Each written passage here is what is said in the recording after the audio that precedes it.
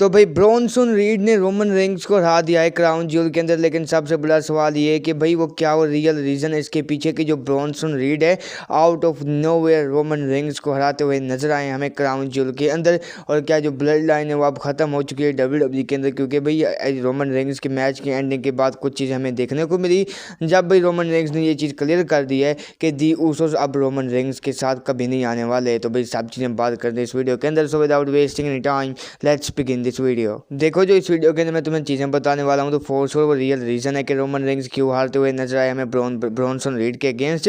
लेकिन उससे पहले मैं तुम्हें ये बता दूँ कि इस मैच की जो एंडिंग के बाद हमें कुछ इस तरह से चीज़ें देखने को मिली कि जो रोमन रेंग्स है वो दी ऊसोस को बताते हुए नजर आए कि देखो भाई ये जो दुनिया ये जो लोग हैं ये मुझे समझते हैं कि मैं किसी को भी अपने बलबूते के ऊपर नहीं हरा सकता, तो तुम लोग मेरी मदद के लिए क्यों आए। यहाँ पर रोमन रेंग्स ने ये भी चीज़ क्लियर की है कि आज के बाद दी ऊसोस जो है वो रोमन रेंग्स के बिजनेस के अंदर कभी भी टांग नहीं अड़ाते हुए नजर आएंगे, कभी भी उनकी मदद नहीं करते हुए नजर आएंगे, क्योंकि रोमन रेंग्स जो है वो अपना बिजनेस खुद हैंडल करने वाले आने वाले टाइम के अंदर। और यहाँ से जो जे उसो हैं वो भी जाते हुए नजर आते हैं और जे उसो कहते हैं कि भाई इस बंदे की जितनी भी मदद कर लो ना, ये रोमन रेंग्स का रोमन रेंग्स ही रहने वाला है, ये कभी बदलने वाला शख्स नहीं है। बाद में हम आते हैं हम वीडियो के मेन टॉपिक के ऊपर, क्या वो रियल रीज़न है कि जो रोमन रेंग्स हमें ब्रॉनसन रीड से हारते हुए नजर आए हैं आज।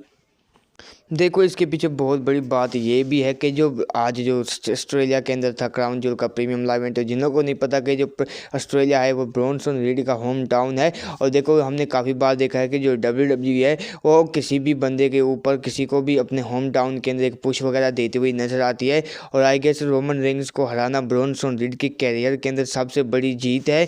और देखो इसके पीछे रियल रीज़न ये भी हो सकता है क्योंकि भाई उनका जो होम टाउन था और ऊपर से भी एक बहुत जैम पैक्ड क्राउड था और ऊपर से WWE ब्रॉनसन रीड को एक मूवमेंट देना चाहती थी। और ऊपर से आने वाले टाइम के अंदर क्योंकि भाई फ्यूचर है WWE कंपनी के अंदर, तो फोर श्योर WWE एक फ्यूचर को भी बिल्ड करने वाली है। तो फोर श्योर मेरे हिसाब से ये जो जीत थी वो ब्रॉनसन रीड के लिए बहुत ही लाजमी थी कि उन्होंने रोमन रेंग्स को हराया है।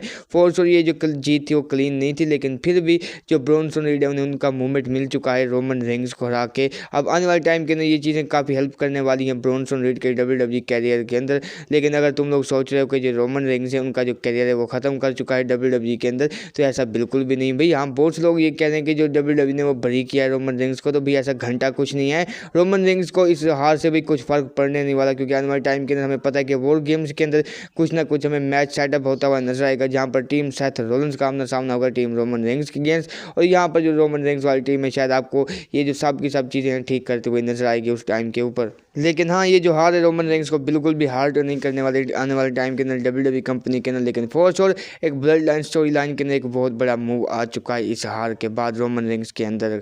तो भाई देखते हैं आने वाले टाइम के अंदर चीज़ें कहाँ जाती हैं, लेकिन तुम्हारे अकॉर्डिंग क्या कुछ चीज़ें हो सकती हैं, तुम लोग अपना ओपिनियन शेयर करना कमेंट सेक्शन के अंदर। मिलता हूँ नेक्स्ट वीडियो के अंदर। Till then bye bye, take care.